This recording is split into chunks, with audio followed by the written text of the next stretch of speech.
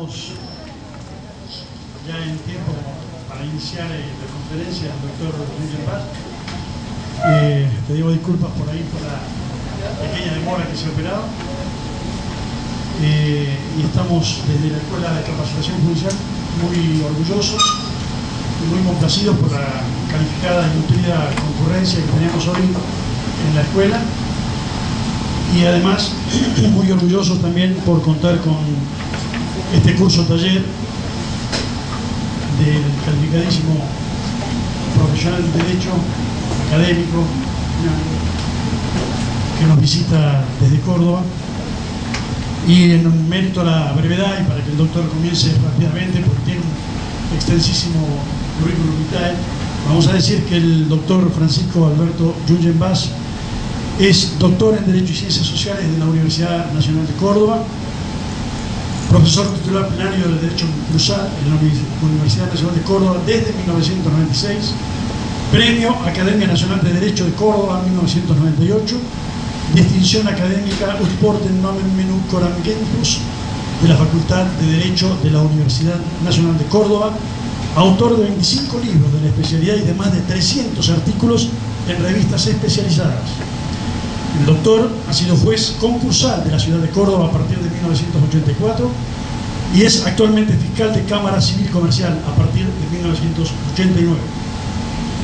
Es director del Instituto de Estudios de la Magistratura de la Asociación de Magistrados de la provincia de Córdoba. Es presidente honorario de la Fundación para el Estudio del Derecho Concursal y la Empresa en Crisis Pablo van Nieuwenhoven de Tucumán. Profesor honorario de la Universidad de Aconcagua de Mendoza. Director del Seminario Jurídico de Comercio e Industria y es investigador categoría 1 de la Comisión Nacional de Evaluación y Acreditación Universitaria que depende de la Secretaría de Políticas Universitarias del Ministerio de Educación de la Nación, entre tantísimas otras cosas que el doctor hace. Así que lo dejamos que el doctor exponga. Le agradecemos infinitamente que se haya llegado hasta nuestra provincia y bueno, aunque sea breve, que la estadía sea placentera. Bueno, muchas gracias. Bueno, buenas tardes a todos. Realmente es un placer estar aquí entre ustedes. Esta vez me ha traído el calor, no el viento fresco, pero en definitiva aquí estamos para tratar un tema realmente apasionante, que como ha sido la reforma que se concretó en el mes de junio, el 30 de junio del año pasado, por la ley 26684 al régimen concursal, que como ustedes saben ha producido en la polémica, en la doctrina, una fortísima polémica y una divisoria de aguas realmente notable. La modificación no nace de un día para el otro, tiene una larga génesis, no está toda la historia en pendrive, en el Power, porque es interesantísimo conocer la historia de la reforma como para poder entender un poco qué es lo que ha pasado y qué es lo que trae esta nueva criatura. Sucede que allá por el año 2001, en plena crisis, en la época de los tres presidentes, si queremos llamarlo de alguna forma simbólica como para que lo recordemos, las fábricas,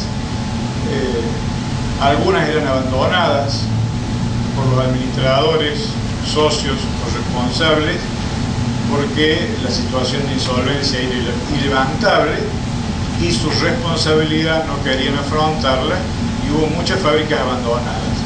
Hubo otras que, por el contrario, entraban en estado de insolvencia o de cesación de pagos y los trabajadores, ante la falta del abono en tiempo, según la ley laboral, de sus sueldos, los mismos las custodiaban.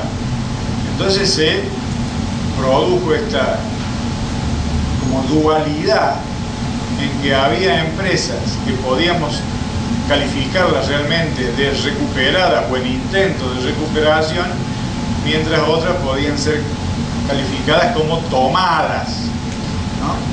Por eso yo uso el término más neutro de custodiadas por los trabajadores para no inclinarme ni en un sentido ni en otro, porque creo que para estudiar una legislación uno no solamente debe conocer su historia, sino que también debe tratar de tomar distancia de los hechos históricos, conocerlos, pero ver qué es lo que en definitiva sucede.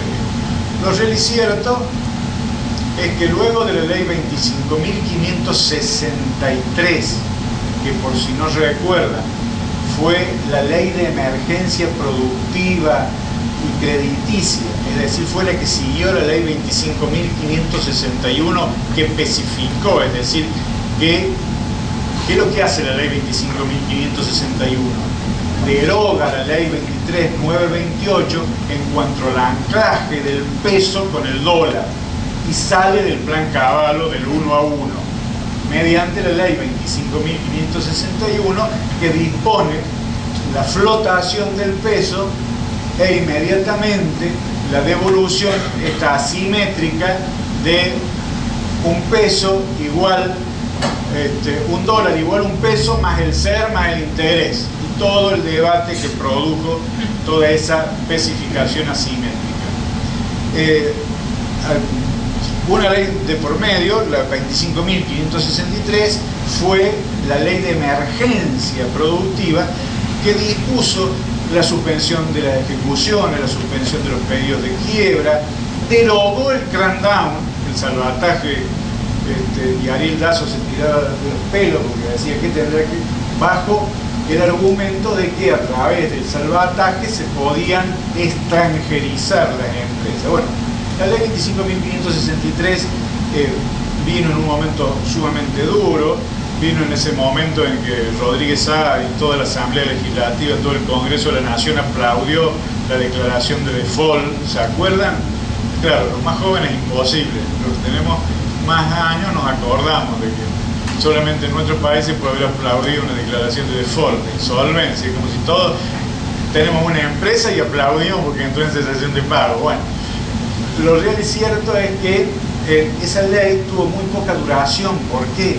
Porque apenas Duhalde empieza a afirmarse como presidente, rápidamente le llegan los mensajes: o mantenés la ley 25.500, si mantenés vigente la ley 25.563, acá en Estados Unidos nadie te recibe, el Fondo Monetario Internacional no te apoya. Entonces recibe una serie de mensajes muy claros del mundo empresario, de los centros de inversión más importantes, del Club de París también, y es modificada por la que conocemos.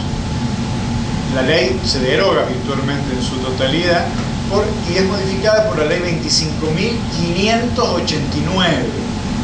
Esa sí ya la conocen porque está articulada en el régimen de la ley concursal.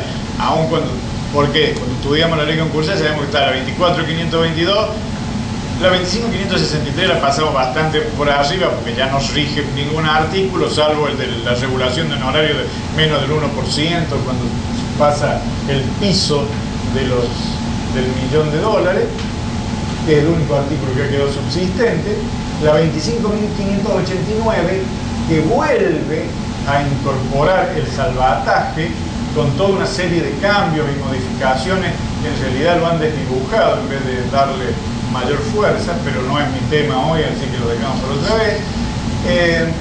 E incorpora tímidamente el artículo 190, que es lo que dice el 190, que los trabajadores reunidos en cooperativa de trabajo tenían la posibilidad de pedir la continuación de la explotación. Y es todo lo que decía el 190. Claro, con un artículo tan amplio, tan ambiguo, de una legitimación que decía que podían pedir, pero no decía bajo qué condiciones, ni cómo, ni por cuánto tiempo. El 190 infine le facultaba al juez a extender los plazos, pero tampoco daba parámetros. Tal es así que muchas de las doctrinas se preguntó si existía algún parámetro sobre el plazo de extensión, porque teóricamente teníamos como una tensión incoherente. Mientras el 217 dice la liquidación tiene que ser en 4 meses, ¿no es cierto? El 190 permite extender los plazos, por lo cual, indudablemente se producía una fuerte tensión porque no había una norma clarificadora. Ese artículo 190, Javier Lorente, con mucha claridad, con mucha agudeza, dijo que tenía 3 trampas para los trabajadores. Eran espejos de colores, escribí yo en un artículo en La Ley en agosto de... vaya a saber cuánto, ya me olvidé. Eran espejos de colores, ¿por qué? Porque le decía primero a los trabajadores, en un régimen excepcional de continuación, como es el que había plasmado la Ley 24.522, donde tanto la continuación inmediata como la continuación mediata o común a todos los procesos era excepcional, introduce obviamente una norma de signo contrario, de claro signo contrario. Si está de por medio la fuente de trabajo, los trabajadores tienen derecho a anunciarse y pedir la continuación. Evidentemente empieza a tirar, ¿no es cierto?, el odre viejo con el vino nuevo, y no hay coherencia en la normativa. Entonces empiezan las voces en un sentido o en otra. La doctrina debate sobre cuál debe ser el rol que los trabajadores deben tener. Y siempre se pensó que esto estaba acotado a la falencia, que decía tenía que haber declaración de quiebra, estábamos en etapa de liquidación, por ende estábamos en situaciones excepcionalísimas. Si estábamos acotados aquí, bien, en esta alternativa de continuación de explotación había que arreglar. Por aquel entonces, me acuerdo que el defensor del pueblo, el doctor Mondino, se reunió conmigo, redactamos el proyecto que luego él presentó al Congreso de la Nación, y de acuerdo a distintos bloques de los distintos partidos, normalmente de centro-izquierda, por ejemplo el Proyecto Sur de Pino Solana y muchísimos otros partidos, presentaron distintas alternativas de modificación. El Movimiento de Empresas Recuperadas redacta su propio proyecto, copiándonos mucho de los defensores del pueblo, pero agregándole algunas otras cosas, como la continuación de los intereses, ya vamos a ver, toda una serie de aspectos que le va a agregar. Ese proyecto, el del Movimiento de Empresas Recuperadas, en el 2004/2005, es presentado por el senador Morales, de la Unión Cívica Radical, al Congreso de la Nación y obtiene media sanción. Y lo cito a Morales porque es un hombre importante dentro del radicalismo y porque significa que el radicalismo se alineó a favor de este proyecto. Fíjense que las vueltas de la vida, como vieron las elecciones cuando los radicales y los peronistas compiten, pero compiten como competían Fiat y Peugeot en mi época, que era chico, ahora no sé cuáles son las marcas que compiten, en las carreras, ¿no es cierto?, para los tontos que tienen que votar, pero no entre ellos. En el 2010, el mismo proyecto que no había conseguido sanción íntegra, presentado por Morales, el mismo, sin una punta y coma distinto, es presentado por el kirchnerismo, con la firma de Amado Vudú y no me acuerdo quién era, Carlos Fernández, el entonces ministro de Economía. Idéntico de los proyectos. ¿Qué sucede en el Congreso de la Nación? Cuando llega estaba todo acotado a la continuación de la explotación de la empresa. Cuando llega al Congreso de la Nación, aparece la chiquilla esa, que normalmente le suelen criticar porque como es mona, tiene envidia de la historia de Onda, y dice, no, pero acá... Y después se pliega rápidamente Vilma Ibarra y dice, pero acá también tendríamos que hacerlo jugar en el concurso preventivo. Y tratan de traer el esquema de la quiebra al concurso preventivo. Ahí fuimos muchos invitados al Congreso y realizamos una serie de observaciones de que no era factible esa traslación porque iba a producir primero mucho ruido, no estaba madura la realidad empresaria argentina. Si desde la reforma del año 57 no hemos sido capaces de darle participación en las utilidades a los obreros y la seguimos resistiendo como si fuera algo totalmente írrito, inexplicable, que los empresarios argentinos en realidad no son argentinos. Si algo tiene de argentino, yo los desconozco, porque no puede ser que en toda Europa existe la participación de los obreros en las utilidades y solamente en Argentina, es decir, en los países del tercer mundo, que somos más papistas que el Papa, nos dejamos vender buzones y, bueno, la ley de participación en las utilidades, ustedes saben el escándalo que armó y por supuesto quedó frenada en el Congreso porque no hubo ninguna posibilidad de que saliese. Lo que es algo justo, ¿no es cierto?, de que los trabajadores participen en las utilidades, allí quedó muerto. Imagínense si ese empresariado iba a receptar que los trabajadores vinieran al concurso preventivo. Traté de explicárselo a Victoria Donda, pero así mano a mano, diciéndole que está equivocada ahí. Pero bueno, lamentablemente cuando yo tengo 4 hijas mujeres, así que me pasa lo mismo, cuando quiero convencerlas es cuando menos las convenzo, y cuando se les pone algo en la cabeza no hay forma y entonces uno tiene que hacer ellos la propia experiencia.